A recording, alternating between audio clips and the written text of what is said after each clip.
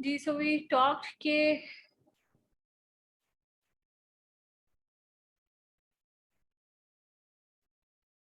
If you can see here के inner most जो lining है उसको हम कहते हैं म्यूकोजा, जो कि फूड के साथ इन कांटेक्ट है।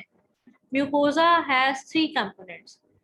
एक सबसे अंदर की तरफ जो है ये जो लेयर है दिस इज एपिथेलियम, और हमने बात की थी कि एक्सटर्नल या इंटरनल जो भी चीजें होती हैं उनमें बेसिकली जो है वो उस चीज से इन कांटेक्ट एपिथेलियम होती है। ऑर्गन की सबसे अंदर वाली लेयर और यूजुअली सबसे बाहर वाली कवरिंग जो है ना वो एपिथेलियम से ही होती है। तो ये जो सबसे अंदर वाली लेयर है जिसको हम म्यूकोसा कहते हैं, इट हैज एपिथेलियम। एपिथेलियम को सपोर्ट करने वाला कनेक्टिव टिश्यू जिसे हम लैमिना प्रोप्रिया कहते हैं, और लैमिना प्रोप्रिया के साथ स्मूथ मसल की एक थिन लेयर जो एपिथेलियम और लैमिना प्रोप्रिया जो है उसके मूवमेंट की रिस्पॉन्सिबल है। म्यूकोजा जो है उसकी जो है ना वो शेप को चेंज करती रहती है। यहाँ पे थोड़ा सा म्यूकोजा जो है उसकी फोल्डिंग करती रहती है।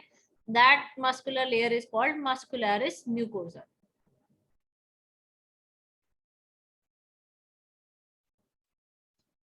राइट, सो ये हो गई first layer mucosa which is in contact with food.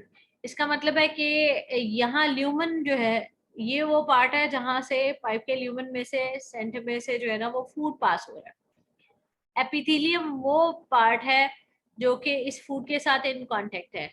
You can सी के कुछ ग्लैंड्स की डक्ट्स भी आपको इसके अंदर ओपन होती हुई नजर आ रही हैं। ये ग्लैंड्स कुछ बाकी लेयर्स में जो पड़े हुए हैं वो भी एपिथेलियम के थ्रू यहाँ ल्यूमन में ओपन हो रहे हैं। तो सिक्रीशन बेसिकली सारी जो है ना वो ल्यूमन में आ रही है, और ल्यूमन से स्ट्रक्चर जो एब्जॉर्ब करने का काम है वो एपिथेलियम ने करना है। ठीक, so this is the most important part of GIT. Epithelium में ही वो सारा का सारा एक्सपोयर है फूड के अंदर जितने कंपोनेंट्स हैं उससे। ठीक, सो आप देख रहे हैं लेमिना प्रोप्रियम में कुछ स्मॉल ग्लैंड्स पड़े हुए हैं, उनकी डक्ट्स ओपन होती है। ये ग्लैंड बेसिकली जो है ना वो म्यूकस सिक्रेशन करते हैं। म्यूकस सिक्रेशन क्यों होती है?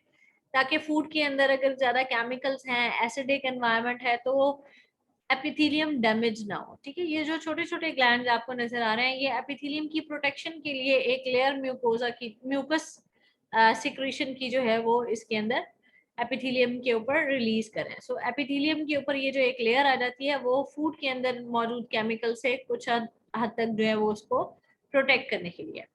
So the first part was mucosa with epithelium, lamina propria and muscularis mucosa. The next layer on this pipe is on the GIT track is submucosa. Submucosa जो है this is all connective tissue.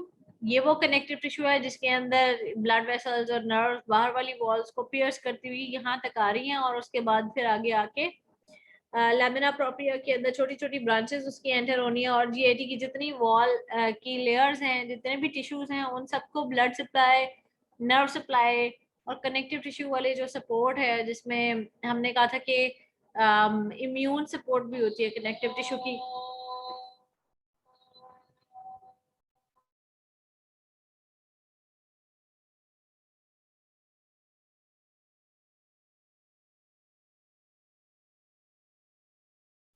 Ji, so connective tissue ये जो support कर रहा है, और यहाँ तक जो है ना म्यूकोजा तक जो सारी ब्लड वेसल्स की ब्रांचेस और नर्व्स जो है वो कंडक्ट कर रहा है, this is called submucosa which is present under mucosa, right. And then the next layer is again muscle layer. ये वो जो मसल लेयर है ये आपको टू पार्ट्स में नजर आ रही है। एक तो मसल जो है ना ये जीआईटी का ये जो पाइप है इसके इर्द गिर्द इस फॉर्म में सर्कल्स की फॉर्म में जो है ना वो सारी जीआईटी को लेयर अप कर रहे हैं। ये जो सर्कल की फॉर्म में ये आपको ये नजर आ रहा है, ये इस तरह से जो आ रहा है। ठीक, this circular layer is the inner layer, and then we have another layer जो इसके ऊपर ही जो है ना वो फिर लॉन्ग फाइबर्स की फॉर्म में इस तरह से इस पाइप को कवर कर रही है। ठीक है, तो ये जो फाइबर्स इस तरह से कवर कर रहे हैं this is the longitudinal layer. ठीक, so this part is called muscularis externa, the external muscular layer.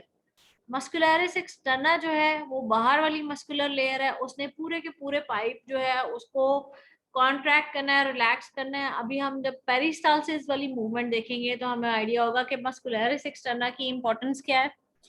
जो सर्कुलर मसल है वो डायमीटर को चेंज करता है जीआईटी के कॉन्ट्रैक्ट करके और रिलैक्स करके, और जो लॉन्गिट्यूडनल वाला मसल है वो जब कॉन्ट्रैक्ट और रिलैक्स करता है तो वो जीआईटी के लेंथ को चेंज करता है पाइप की। ठीक, तो इसका मतलब है लेंथ वाइज भी पाइप छोटा होता है, बड़ा होता है, और डायमीटर भी जो है ना वो कम और ज्यादा होता है। तो ये सारा कुछ जो है ना ये पेरिस्टालसिस में हमने देखना है।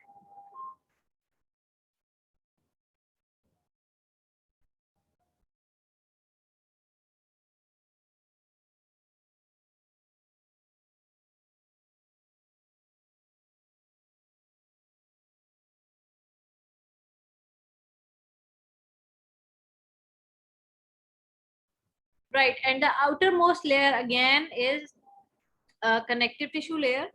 ये जो आपको वाइट सी थिन सी लेयर नजर आ रही है, कनेक्टिव टिश्यू लेयर के बाहर की तरफ आपको जो ये एक लेयर नजर आ रही है, दिस इज द पेरिटोनियम। मैंने आप लोगों को सीरियस कैविटीज के बारे में बताया था, और मैंने ये बताया था कि जितने भी पेरिटोनियल कैविटी, थोरेसिक कैविटी और बाकी जो क्या कहते हैं ऑर्गन्स मौजूद हैं कैविटीज के अंदर, these organs are lined by a membrane, a serous membrane. ठीक है, सीरस मेम्ब्रेन की वो लेयर जो ऑर्गन के साथ होती है उसको हम विसरल लेयर कहते हैं, और वो और लेयर जो एब्डोमिनल कैविटी की तरफ होती है या वॉल्स की तरफ होती है उसको हम पेराइटल लेयर कहते हैं, और इस इन दो लेयर्स के दरमियान में फ्लूइड फील्ड होता है। ठीक, सो ये हमने पहले ही क्लियर कर लिया था कि जो सीरस कैविटीज हैं वो किस तरह से होती हैं, और उसके अंदर जो ऑर्गन्स हैं they are lined by a membrane जिसे हम सीरस मेम्ब्रेन कहते हैं। और यहाँ पर ये जो सिंपल स्क्वेमस एपिथेलियम नजर आ रही है आपको, ये उसी सीरस मेम्ब्रेन को दिखा रहे हैं। ठीक है, this membrane in abdominal part is called peritoneal membrane और peritoneum. So these are the layer. पहली म्यूकोजा जो कि एपिथेलियम और कनेक्टिव टिश्यू और थिन लेयर है मसल की, जो कि म्यूकोजा की ही फोल्ड्स को चेंज करती है। फिर सपोर्टिव जो कनेक्टिव टिश्यू की एक लेयर है with glands and blood vessels, this is called submucosa। सबम्यूकोजा के बाहर जो जीआईटी की पेरिस्टालसिस वाली मूवमेंट करवाने के लिए मसल्स की लेयर है, this is called muscularis externa. Muscularis externa में इनर जो लेयर है वो सर्कुलर लेयर है, और जो आउटर लेयर है वो लॉन्गिट्यूडनल लेयर है। उसके बाद फिर सबसे बाहर वाली जो लेयर है this is called Sironja. Sironja में कनेक्टिव टिश्यू है, और कनेक्टिव टिश्यू के साथ पेरिटोनियम की एक ये लेयर आ जाती है। ठीक, so these are the layers of alimentary canal. ये लेयर्स आपकी रॉस में बहुत अच्छी एक्सप्लेन हुई हुई है। अगर आपको क्लियर ना हो तो you can ask me again.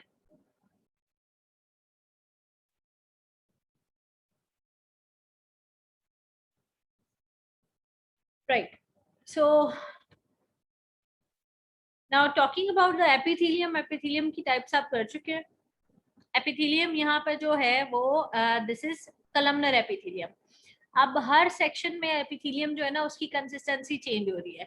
जैसे सिंपल कलमनर एपिथेलियम जो है ना वो आपको स्टमक में मिलती है, और इंक्लूड्स सम सेल्स जिसके अंदर म्यूकस सिक्रेशन हो रही होती है। दीज सेल्स जो कि सिंपल कलमनर एपिथेलियम में स्पेशल सेल्स हैं।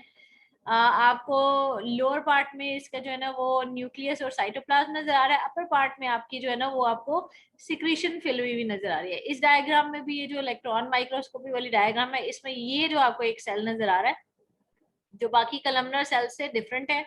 कलमनर सेल्स पे आप देखेंगे बहुत सारे आपको जो है ना वो प्रोसेसेस भी नजर आ रही हैं फूड की एब्जॉर्प्शन के लिए और मूवमेंट्स के लिए। ये प्रोसेसेस की डिटेल्स हम बाद में डिस्कस करेंगे कि कौन सी क्या कहाँ होती है। लेकिन दीज सेल्स जो कि म्यूकस सिक्रीट करते हैं, these are called goblet sales.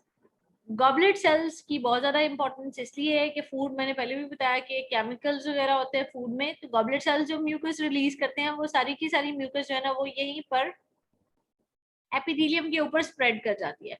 और जब एपिथेलियम के ऊपर स्प्रेड कर जाती है तो फूड के अंदर जो केमिकल्स होते हैं वो डायरेक्टली एपिथेलियम को डैमेज नहीं कर सकते। और हमें अच्छी तरह पता है कि स्टमक जो है उसमें HCl की सिक्रेशन भी हो रही होती है, तो बहुत ही पावरफुल एसिड है, और वो सिक्रेशन जो है ना वो स्टमक की एपिथेलियम को भी डैमेज कर सकती हैं। जब फूड जो है वो स्मॉल इंटेस्टाइन में एंटर होगा तो एसिडिक होता है उस वक्त, जब तक उसकी पीएच चेंज कर रहे होते हैं तब तक जो एपिथेलियम है उसके डैमेज होने का खतरा होता है। तो ये जो गॉबलेट सेल्स हैं और ये जो म्यूकस सिक्रेटिंग सेल्स हैं, दीज आर वेरी इंपॉर्टेंट। ये एपिथेलियम के बचाव के लिए एपिथेलियम के अंदर ही कुछ स्पेशलाइज्ड सेल्स हैं।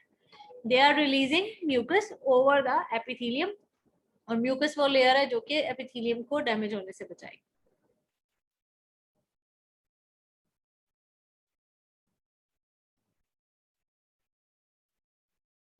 राइट। पेरिटोनियल कैविटी की डिटेल मैं आपको पहले करवा चुकी हूँ, इसलिए मैं सिर्फ एक सरसरी सा आपको आइडिया दे दूंगी। You can see all the organs, they are covered by this layer जिसको हम पेरिटोनियम कहते हैं। हमने बात की थी कि ये एक बलून को हम इमेजिन करते हैं कि जब एक बलून है which is filled by fluid. अब उस बलून के अंदर जब कोई ऑर्गन जो है उसको प्रेस किया जाता है तो उस बलून की एक लेयर जो है वॉल की वो उस ऑर्गन के साथ एसोसिएटेड हो जाती है, और बाकी जो है वो उसकी बाहर ही रहती है। ठीक है। तो दिस वाज द, हमने हैंड फिस्ट का कहा था कि जब पुश करते हैं या ऑर्गन्स को जब हम पुश करते हैं तो वो इस तरह की एक सिचुएशन बनती है। अब फ्लूइड इन दोनों लेयर्स में ही रहता है। जो बलून की वॉल्स हैं, जो बलून की एक वॉल है वो बॉडी की वॉल के साथ एसोसिएटेड होती है, और एक वॉल जो है वो इधर ऑर्गन के इर्द गिर्द चिपक जाती है। ठीक है। This layer which is associated with the organ, this is called visceral layer. और जो बाहर वॉल के साथ होती है, बॉडी की वॉल के साथ, that is called the parietal layer. तो अगर आप यहाँ पर देखें तो यहाँ पर उन्होंने दिखाया कि ये एक लेयर है जो बॉडी वॉल के अराउंड है। ठीक। ये वही लेयर है जिसके बारे में हम बात कर रहे हैं। उसके बाद फिर जहां से ऑर्गन प्रेस होता है इनसाइड, वहां पर ये वो लेयर है जो कि इस ऑर्गन के इर्द गिर्द आ गई है। ठीक। तो this layer is basically the visceral layer, and this layer is the parietal layer. जो बॉडी वॉल के साथ है this is the parietal layer, and जो ऑर्गन जहां से स्टफ होते हैं उनके इर्द गिर्द जो लेयर एक लग जाती है this is called visceral layer. So these are the two layers of peritoneum: the parietal layer along the body wall, the visceral layer which is around the organ. इन दोनों लेयर्स के दरमियान में ये जो स्पेस है इसको हम पेरिटोनियल कैविटी कहते हैं। और पेरिटोनियल कैविटी सीरस मेम्ब्रेन है पेरिटोनियम, और पेरिटोनियम सीरस मेम्ब्रेन है। तो हमने सीरस मेम्ब्रेन के बारे में ये बात की थी कि सीरस मेम्ब्रेन जो है वो एक फ्लूइड प्रोड्यूस करती रहती है, विच इज सीरस फ्लूइड, और यहाँ पर इसको हम पेरिटोनियल फ्लूइड कहेंगे। पेरिटोनियल कैविटी में ये जो फ्लूइड है ये ऑर्गन्स जब मूव कर रहे होते हैं तो ये आपस में इनका और वॉल के साथ इन ऑर्गन्स का जो है वो फ्रिक्शन उसको कम करने के लिए होता है। राइट। तो ये आप देख रहे हैं कि लिवर है, इंटेस्टाइन है, स्टमक है, ये सारे ऑर्गन जो है जब वो पेरिटोनियल कैविटी के अंदर स्टफ हुए हैं तो उनकी इर्द गिर्द जो है एक लेयर आ गई। और जब दो दो ऑर्गन स्टफ हो जाते हैं तो फिर कुछ दोनों ऑर्गन्स के दरमियान में भी जो लेयर्स होती हैं वो लिगामेंट्स हो जाते हैं। ठीक। So parietal layer, visceral layer, then जो आपको नजर आएंगे एक्स्ट्रा इकट्ठे ऑर्गन स्टफ करने की वजह से उनके दरमियान में जो कनेक्शन होंगे दीज आर कॉल्ड लिगामेंट्स। अभी के लिए इतनी ही डिटेल काफी है, आपकी बुक में भी इतनी ही डिटेल मेंशन हुई हुई है। राइट। सो पेरिस्टालसिस क्या है? This is the movement of contraction and relaxation of the intestinal wall. हमने बात की थी कि there is external muscle layer, एक हमने बात की थी कि लॉन्गिट्यूडल या लंबे लंबे फाइबर्स की फॉर्म में अरेंजमेंट होती है, और एक हमने कहा था कि ये इस तरह से सर्कुलर अरेंजमेंट होती है। ठीक। इस तरह की जो दोनों अरेंजमेंट है उसमें जब उनकी जब कॉन्ट्रैक्शन होती है तो ये जो आपको एक कॉन्ट्रैक्शन नजर आ रही है इसमें जीआईटी का जो डायमीटर है और थोड़ी सी इस पार्ट की लेंथ होती है वो शॉर्ट होने लग जाती है। राइट। तो आप देख सकते हैं कि पेरिस्टाल्टिक मूवमेंट जो है वो फूड को आगे मूव कराने में हेल्प कर रही है, और नॉर्मली जो भी सिक्रेशन या जो भी कलेक्शन हुई होती है उसको भी आगे पास ऑन करती है। तो ये फूड बॉलस आपको नजर आ रहा है। फूड बॉलस से पहले वाला जो पार्ट है वो वहां पर मस्कुलरिस एक्सटर्ना कॉन्ट्रैक्ट करता है, और जो बाकी पार्ट है वहां पे जो मसल लेयर है वो रिलैक्स करती है। ठीक, तो जब ये पार्ट कॉन्ट्रैक्ट करता है और ये पार्ट रिलैक्स करता है तो फूड बॉलस जो है वो आगे की तरफ पुश हो जाता है। फिर उसके बाद ये वाला जो पैच है पिछला वाला ये रिलैक्स कर जाता है, उससे नेक्स्ट पैच जो रिलैक्स हुआ था वो अब कॉन्ट्रैक्ट करेगा, और फर्दर आगे वाला जो पैच है वो रिलैक्स करेगा। तो इस तरह पैचेस के अंदर छोटे छोटे सेगमेंट्स के अंदर जब जीआईटी के पार्ट्स जो है ना वो कॉन्ट्रैक्ट और रिलैक्स करते हैं तो फूड की फॉरवर्ड मूवमेंट होती है। तो this movement is called peristalsis. इसकी डिटेल फिजियोलॉजी के लेक्चर में आपको आइडिया हो जाएगा। राइट।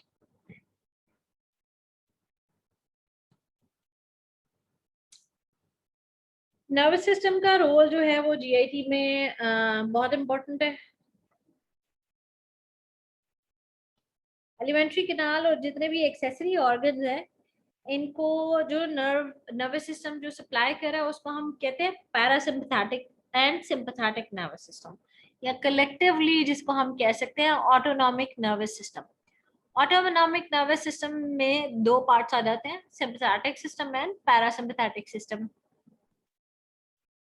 नर्वस सिस्टम की जब हम डिटेल करेंगे तो आपको आइडिया हो जाएगा कि सिंपैथेटिक और पैरासिम्पैथिक दोनों सिस्टम जो है वो ऑपोजिट वर्क कर रहे होते हैं। यदि अगर एक सिस्टम जो है वो स्फिंक्टर्स को कॉन्ट्रैक्ट कर रहा है और फूड की मूवमेंट को प्रिवेंट कर रहा है, या जिस भी फीसेस हैं या जो भी पार्ट है उसकी मूवमेंट को रोक रहा है, तो एक जो दूसरा सिस्टम है वो उसके बिल्कुल ऑपोजिट काम कर रहा है। ठीक, और फिर जीआईडी का अपना भी एक सिस्टम होता है कि अपनी जो शॉर्ट रिफ्लेक्सेस होती हैं, लॉन्ग रिफ्लेक्सेस होती हैं, वो भी काम कर रही होती हैं। जैसे फूड जैसे ही ओरल कैविटी में आता है तो जो कीमो रिसेप्टर्स हैं, जो स्मेल वाले रिसेप्टर्स हैं, जो मैकेनो रिसेप्टर्स हैं, जो कि प्रेशर, केमिकल्स और स्मेल को जो है वो रिसीव करते हैं सिग्नल को वहां से ल्यूमिन से कि ये वाला फूड जो है वो एंटर हो गया, और उसके बाद फिर कुछ डायरेक्टली जो मसल्स होते हैं या ग्लैंड्स होते हैं जीआईटी के उनको रिस्पॉन्स देते हैं कि जी आपने कॉन्ट्रैक्ट करना है या सिक्रीशंस को सिक्रीट करना शुरू कर देना है।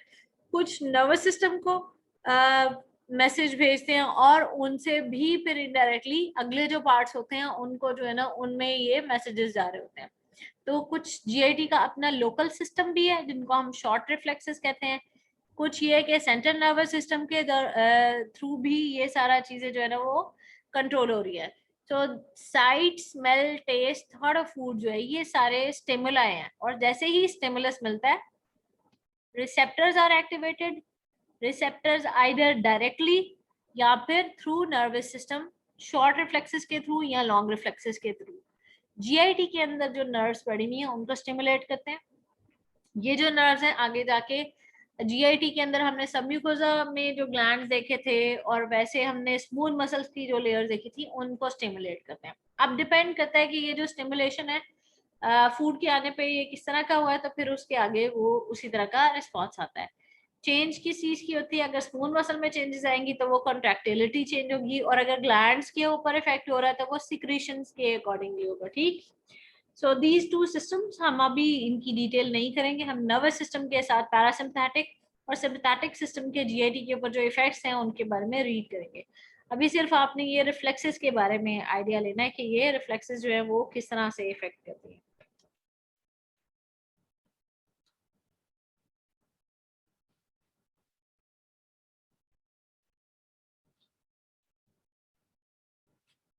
जी, so we are starting GIT anatomy properly. हम स्टार्ट करते हैं from oral cavity. Oral cavity में जो है वो आपने डिफरेंट स्ट्रक्चर्स जो हैं उनको आइडेंटिफाई करना है।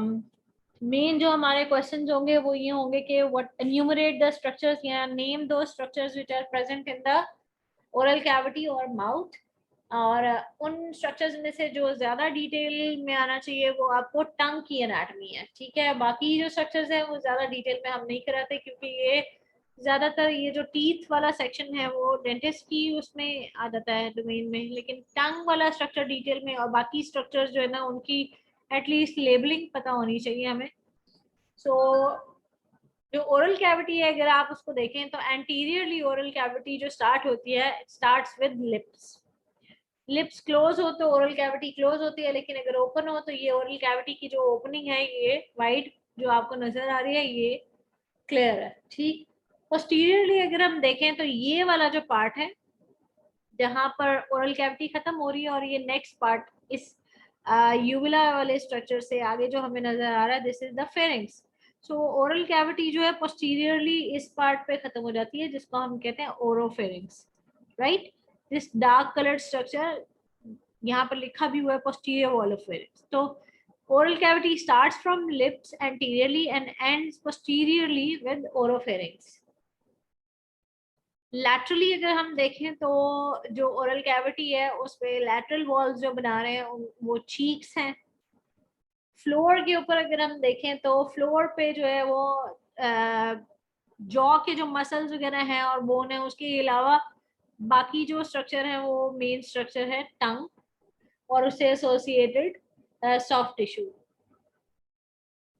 सुपीरियरली टीथ से आगे जो हम स्ट्रक्चर देखेंगे जिसको हम फील भी कर सकते हैं वो पैलेट है। पैलेट में जो बोनी पार्ट है उसको हम हार्ड पैलेट कहते हैं और जो आगे मस्कुलर पार्ट, ये जो लोअर मस्कुलर पार्ट है जो यूविला भी उसी का पार्ट है, ये जो सारा पार्ट है इसको हम कहते हैं soft palate. So these are the structures present in oral cavity. Oral cavity की अगर हम इनर ये लेयर देखें तो ये सारी शाइनी लेयर होती है। ये जो शाइनी सी लेयर नजर आ रही है इनर साइड पे, this is called mucous membrane of oral cavity. और ओरल कैविटी की जो एपिथेलियम है this is basically stratified squamous non keratinized epithelium. Stratified squamous non keratinized epithelium होती है और यहाँ पे बहुत सारे उसमें उसके साथ जो लैमिना प्रोप्रिया उसमें ग्लैंड होते हैं। ये सारा जो है ना ये आपको बस आइडिया लेना है कि यहाँ पर क्या क्या चीजें होती हैं, right. So we have anteriorly we have lips, posteriorly ends with oropharynx, on the sides we have cheeks, superiorly beyond the teeth we have hard palate and soft palate।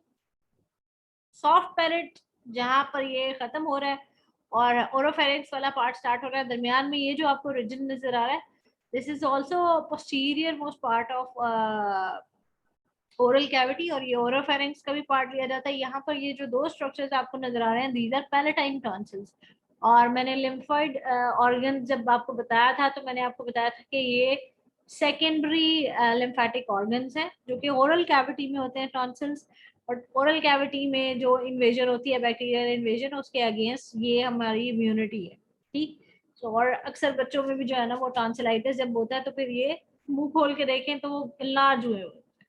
So tonsils जो हैं ये भी ओरोफेरिंक्स की wall का part बन जाते हैं, right. Posteriorly side पे आपको टॉन्सिल्स नजर आ रहे हैं और बहुत सारे मस्कुलर फोल्ड नजर आ रहे हैं। ये आपको पैलेटोग्लोसल आर्च और ये जो लेबल किया हुआ है palatopharyngeal arch, these are muscular folds. इनके बारे में बहुत ज्यादा डिटेल में आपसे नहीं पूछा जाएगा, ठीक है। सेंटर में ये जो स्ट्रक्चर है ये भी मसल है जो सॉफ्ट पैलेट का, उसके ऊपर जो है म्यूकस मेम्ब्रेन की लेयर है, इसको हम यूवुला कहते हैं, ठीक। सो यूवुला जो है वो मिडिल में बिल्कुल हैंड डाउन करता है, ठीक है, और सॉफ्ट पैलेट की का एंडिंग पार्ट बना रही है।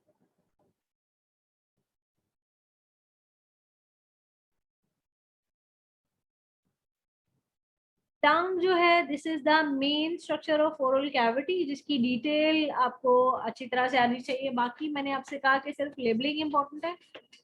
टंग जो है अगर हम सुपीरियर व्यू में देखें तो टंग के आपको टू पार्ट्स नजर आ रहे हैं, this anterior part anterior 2/3 and this is the posterior 1/3। Posterior 1/3 वाला जो पार्ट है ये this is the basically root of टंग।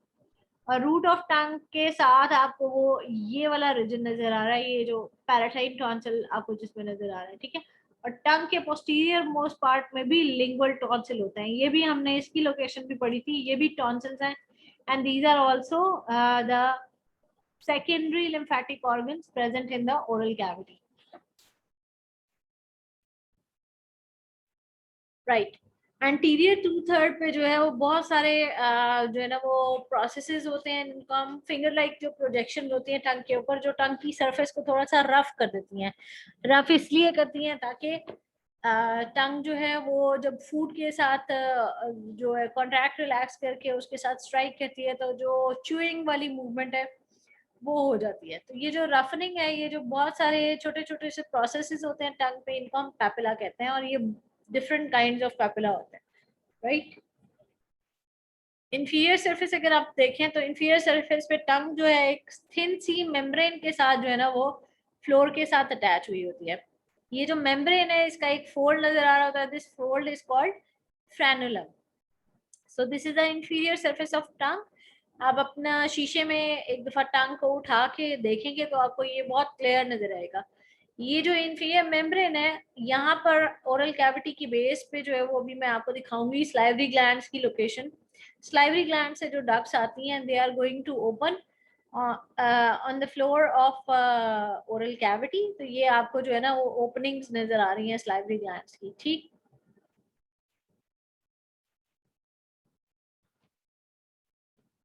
सबसे इम्पोर्टेंट चीज जो इस सेक्शन में है, this is the nerve supply of tongue. Tongue basically हमारा जो ऑर्गन है, this is very important, it is responsible for chewing movement, जो मैस्टिकेशन वाला मूवमेंट होता है। उसके बाद फिर स्वेलोइंग करने के लिए भी यहाँ से टंग लिफ्ट होती है, उसके साइड से कॉन्ट्रैक्ट करती है, तो वो जो स्वेलोइंग वाली मूवमेंट है वो भी होती है। स्पीच की अगर हम बात करें, जो बोलना है वो वोकल कॉर्ड जो आगे लेरिंक्स में पड़े होते हैं, उसके साथ साथ टंग की मूवमेंट्स भी बहुत इंपॉर्टेंट होती हैं। फिर आपने ये जो पैपिला देखे हैं उसके अंदर टेस्ट बड्स होते हैं, और टंग के अंदर जो टेस्ट बड्स हैं उनसे हमें डिफरेंट किस्म के टेस्ट का जो है ना वो आइडिया होता है। सावर टेस्ट का आइडिया होता है, स्वीट का होता है, सॉल्ट टेस्ट का होता है। तो ये सारे फंक्शन है टंग के। और टंग के ये जो फंक्शन है specially, these are through the nerves supplying the tongue. तो नर्व जो मसल्स को, टंग के मसल्स को जो सप्लाई कर रही है nerve, this is called the 12th cranial nerve, the hypoglossal nerve। ठीक है, ये आपकी बुक में इसका नाम लिखा हुआ है। हाइपोग्लॉसल नर्व जो है वो टंग के मसल को सप्लाई कर रही है। इसका मतलब है हाइपोग्लॉसल नर्व जो है वो च्यूइंग वाली मूवमेंट में हेल्प कर रही है टंग की। इसके अलावा जो यहाँ पर टेस्ट बर्ड्स हैं उनको सप्लाई करने के लिए जो नर्व्स हैं वो है 7th cranial nerve, sorry, and 9th cranial nerve। इनको हम कहते हैं facial nerve, 7th cranial nerve, and the 9th nerve is glossopharyngeal nerve. ये यहाँ से फूड, जब टेस्ट बर्ड फूड जो है ना उसका स्टिमुलस जब रिसीव करते हैं तो वो ये नर्व्स हैं जो ब्रेन की तरफ स्टिमुलेशन लेके जाती हैं कि दिस फूड इज स्वीट और सॉल्टिश या जो भी है, और हमें आइडिया होता है कि फूड का टेस्ट कैसा है। तो ये बहुत इंपॉर्टेंट बात है, नर्व सप्लाई ऑफ टंग। और वो आपने इसी तरह से करनी है कि कौन सी नर्व है जो मसल्स को सप्लाई कर रही है और कौन सी नर्व है जो टेस्ट की सेंसेशन जो है वो ब्रेन की तरफ लेके जा रही है, ठीक है। इसके अलावा पेन, टेम्परेचर और टच वाली सेंसेशन जो है वो 5th क्रेनियल नर्व के थ्रू टंग की जो है वो, टंग के ऊपर भी जो है वो जो उसकी मेम्ब्रेन है, उसकी सुपरफिशियल लेयर्स हैं, दे आर सेंसिटिव। तो अगर अल्सर होता है या कोई पेन वाली सेंसेशन या टेम्परेचर वाली फीलिंग या टच वाली फीलिंग, जो भी टंग से स्टिमुलेशन, जनरल स्टिमुलेशन लेके जानी है वो 5th क्रेनियल नर्व लेके जानी है। तो ये हमने याद रखना है। मोटर यानी मसल को जो सप्लाई करी है वो 12th क्रेनियल नर्व है। टेस्ट की सेंसेशन जो लेके जा रही है वो 7th and 9th cranial nerves हैं, और जो सिंपल सेंसेशन लेके जा रही है, जनरल सेंसेशन लेके जा रही है, टच, पेन और टेम्परेचर वाली, वो है 5th क्रेनियल नर्व यानी मैंडिबुलर नर्व।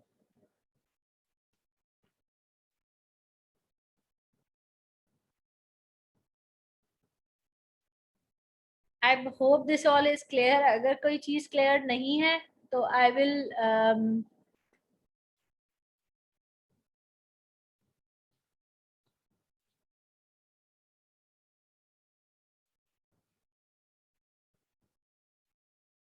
जी। सो टीथ जो है, या यू कैन सी, हमने जो स्कल की थोड़ी सी डिटेल आपने पढ़ी थी उसमें पढ़ा था कि ये जो अपर जॉ है that is form by maxilla, और lower jaw is form by mandible. Mandible के ये सुपीरियर बॉर्डर पे और मैक्सिला के इंफीरियर बॉर्डर पे ये जो छोटे छोटे सॉकेट्स बने होते हैं उनके अंदर टीथ एम्बेडेड होते हैं। टीथ की डिफरेंट टाइप्स हैं, ये आपको नजर आ रही हैं। ये जो बिल्कुल फ्रंट पे जो टीथ हैं फोर टीथ, इनको हम कहते हैं इंसाइजर्स, जो कि बाइट करने का काम करते हैं फर्स्ट। केनाइंस, जो कि बहुत ज्यादा टेयरिंग का और बहुत ज्यादा श्रेडिंग का काम करते हैं, शार्प टीथ होते हैं। प्री मोलर्स और मोलर्स, जो कि थोड़े से लार्ज टूथ हैं और ये ग्राइंडिंग का काम करते हैं, अच्छी तरह से उसको फूड को ग्राइंड करने के लिए बाद में ये फूड जो है वो इनकी तरफ धकेला जाता है। So these are the different types of teeth, दोनों तरफ इसी तरह से हैं। इंसाइजर फोर हो गए, केनाइन एक ही आपको नजर आ रहा है, एक इस तरफ है, फिर टू प्री मोलर्स इधर, टू इधर, और थ्री मोलर्स इस तरफ और थ्री मोलर्स इस तरफ। इस तरह 32 का ये जो है ना हमारा नंबर कंप्लीट होता है इस तरह पेयर्स में। नाउ डिसिड्यूट्स टीथ जो है वो तो आपको अच्छी तरह पता है कि 10 इयर्स तक जो है वो सारे के सारे शेड ऑफ हो जाते हैं। उसके बाद जो टीथ हैं वो परमानेंट टीथ होते हैं। परमानेंट टीथ की टाइप्स आपको पता होनी चाहिए। जो फ्रंट पे हमने पढ़े थे वो इंसाइजर्स थे, इंसाइजर्स के बाद केनाइन, केनाइन के बाद प्री मोलर और फिर मोलर। आपको ये पता है कि ये जो पार्ट है which is above the socket, और वो हमें विजिबल पार्ट है, उसको हम कहते हैं क्राउन। और ये वाला जो पार्ट आपको नीचे नजर आ रहा है जो कि एम्बेडेड होता है सॉकेट के अंदर और हमें नजर नहीं आता, गम फोर्सेस वाला जो जॉइंट बनाता है, ये हमने पहले भी पढ़ा था, टूथ जो है वो सॉकेट के अंदर जो जॉइंट बनाता है उसको हम गम फोर्सेस कहते हैं। तो ये वाला जो पार्ट है इसको हम रूट कहते हैं। अगर आप देखें तो फिर आगे डेड लेयर जो सबसे ऊपर वाली टीथ के ऊपर होती है, this is called enamel. Enamel के बाद आगे डेंटिन की लेयर आती है। डेंटिन के बाद आपको ये सेंटर में एक जो लेयर नजर आ रही है, दिस इज द कैविटी, जो कि पल्प कैविटी है। इसके अंदर ब्लड वेसल्स और नर्व्स पड़ी हुई हैं। बेसिकली टूथ में जब ये पल्प कैविटी एक्सपोज होती है तो फिर नर्व्स एक्सपोज हो जाती हैं, और जब नर्व्स एक्सपोज हो जाती हैं तो फिर पेन वाली फीलिंग आती है। दिस कॉन्स्ट्रिक्टेड पार्ट जो बिल्कुल यहाँ पर गम्स के साथ टच कर होता है, this is the neck of the tooth.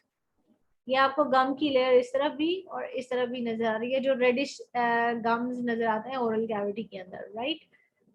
Then this part is basically the root. Root के अंदर भी आप देखें कि ये ओपनिंग्स हैं जहां से ब्लड वेसल्स जो है वो पल्प कैविटी के अंदर नर्व्स और ब्लड वेसल्स एंटर हो रही हैं, और इसके ऊपर भी बेसिकली यही लेयर्स होती हैं। डेंटिन की लेयर होती है और उसके बाद फिर वो जॉइंट वाली लेयर होती है जिसे हम सीमेंट कहते हैं, और फिर कनेक्टिव टिश्यू जो है वो उसको सराउंड कर रहा है। सो इसमें इसमें सिर्फ टूथ के स्ट्रक्चर में हमने सिर्फ और सिर्फ जो है ना वो है इसकी यहाँ पर डायग्राम की लेबलिंग को एक दफा रीड कर लेना है और कॉन्सेप्ट क्लियर कर लेना है कि क्या क्या पार्ट्स होते हैं टीथ के। तो टीथ को हमने जो है ना वो थ्री पार्ट्स में डिस्क्राइब करना है, क्राउन, नेक एंड रूट।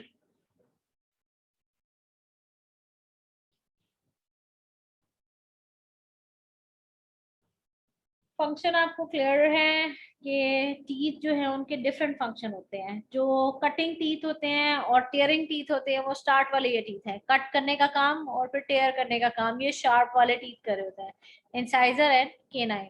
उसके बाद जो ग्राइंडिंग करने वाला काम है और जो मजीद छोटे छोटे पीसेस में फूड को डिवाइड कर देते हैं, distribute, they are premolars and molars. तो ये सारा कुछ आपको क्लियर है। So this is the structure of tooth.